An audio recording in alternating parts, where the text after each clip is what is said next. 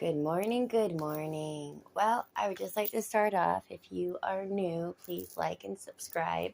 My name is Carly, and today's topic was LA Fitness. So, used to work at LA Fitness at the Trumbull location in Connecticut, and I worked there for about, I want to say, like 6 months.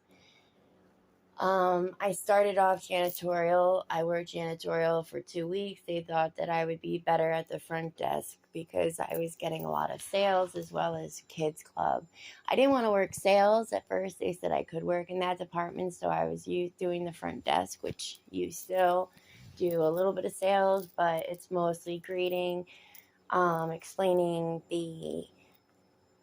basically just explaining about the gym if they have any questions, showing them around, yada, yada, yada. And then my main was kids club.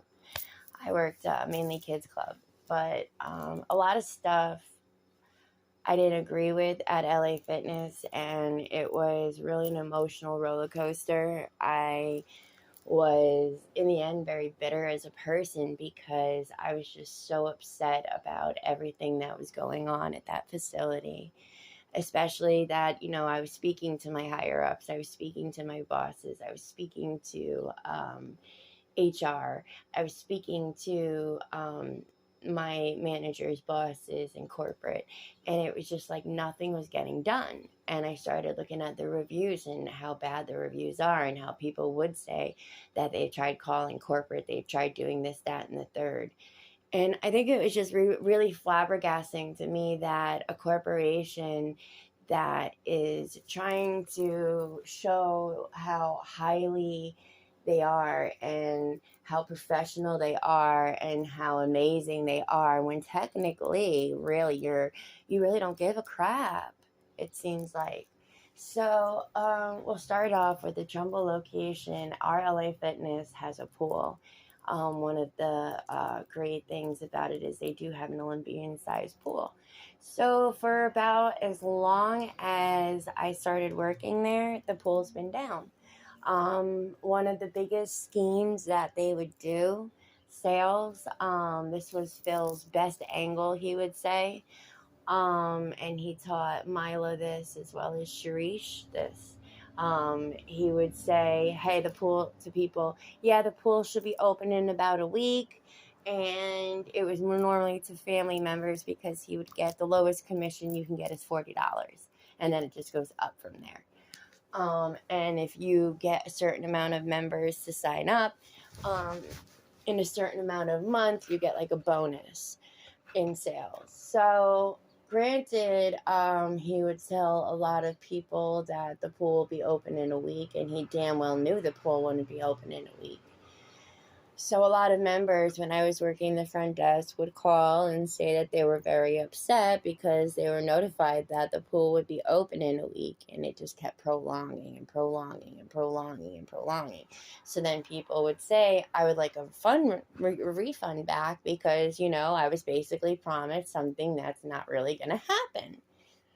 Now, why the pool was so bad. In Trumbull, Connecticut, they had the Olympian-sized pool, and they said that it was an H factor part, and so it was a huge part. It costed LA Fitness about $20K to buy the part that needed to be fixed. Now, prior to them getting this part, Trumbull, Connecticut Health Department had shut them down.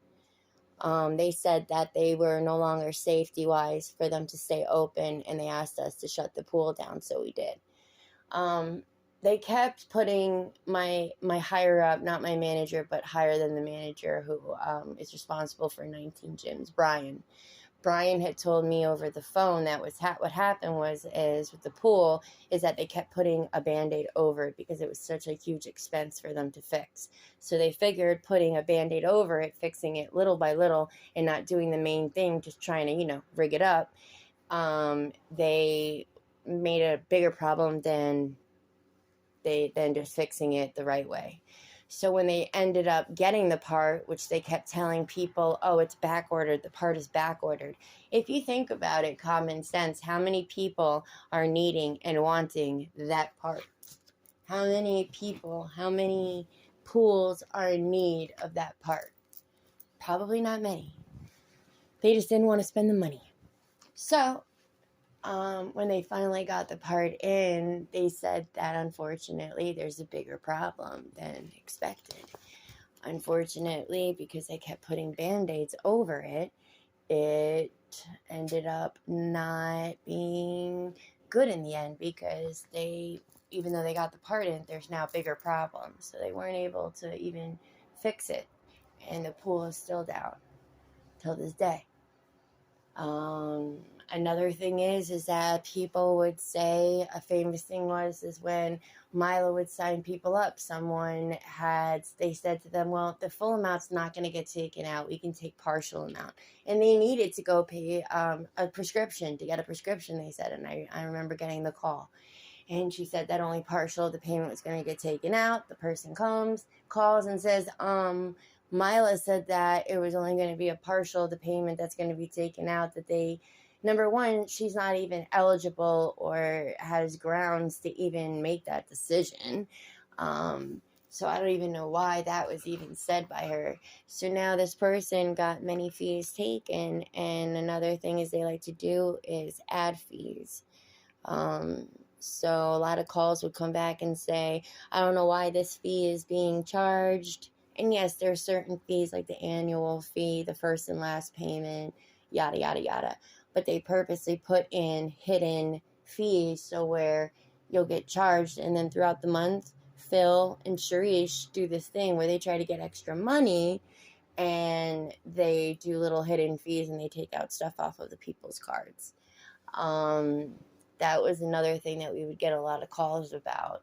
And I would go up to Phil and I would say something like, hey, what's going on? This is what's being said. And he would just be like, they can't prove anything. It's a fee. Whatever. Just have them call me. Like he was untouchable. Another one was Jaden. Jaden is a young kid, and the professionalism with him is disgraceful. When he's talking to other individuals, he'll be like, yo, my nigga, that shit is tight, my nigga. Like, you don't talk like that in professionalism. I don't care if you grew up in the ghetto. I don't care if you grew up in Compton. I don't care if you grew up in, White Plains, or, the richest part, Greenwich, or I don't know. Just, you just have to have professionalism at a job. He is in charge of training. So he sells, those packages, and he sold, it was, I think, over $1,000. Somebody wanted to do training, and he basically came in for a session. It got canceled because LA Fitness's trainer couldn't come in, so they rescheduled it. So then he ended up canceling that session, the client. And then he just said, you know what, I just don't even want to go. I don't even want the training anymore. I would like my money back. And he should have gotten some money back, and he didn't get any money back. So he was basically really upset. He wrote on the app next door. He wrote reviews about it.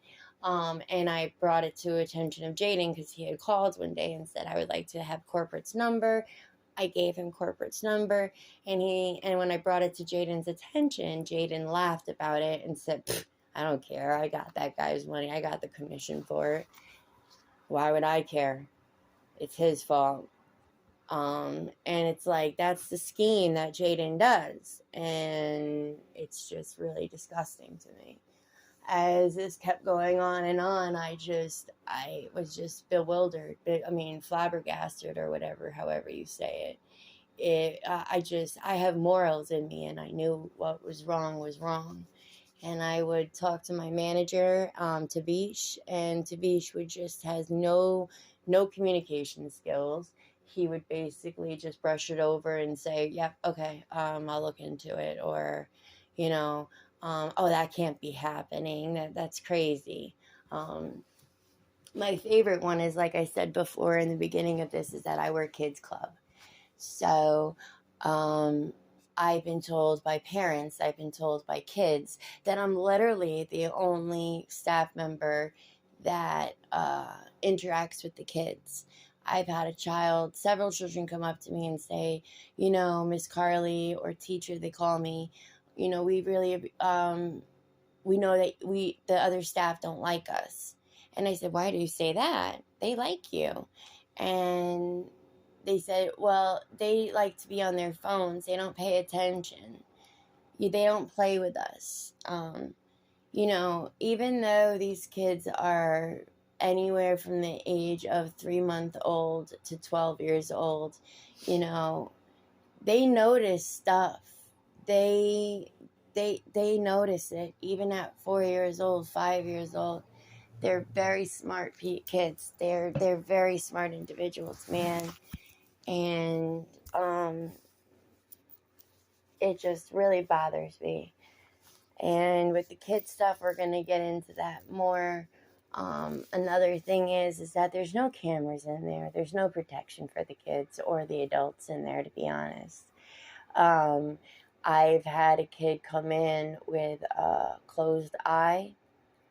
He had a laceration on his face. I had asked the mother if everything is okay. I pulled her aside, was very quiet about it. She says, oh, I think it happened at daycare. You think it happened at daycare? You don't know?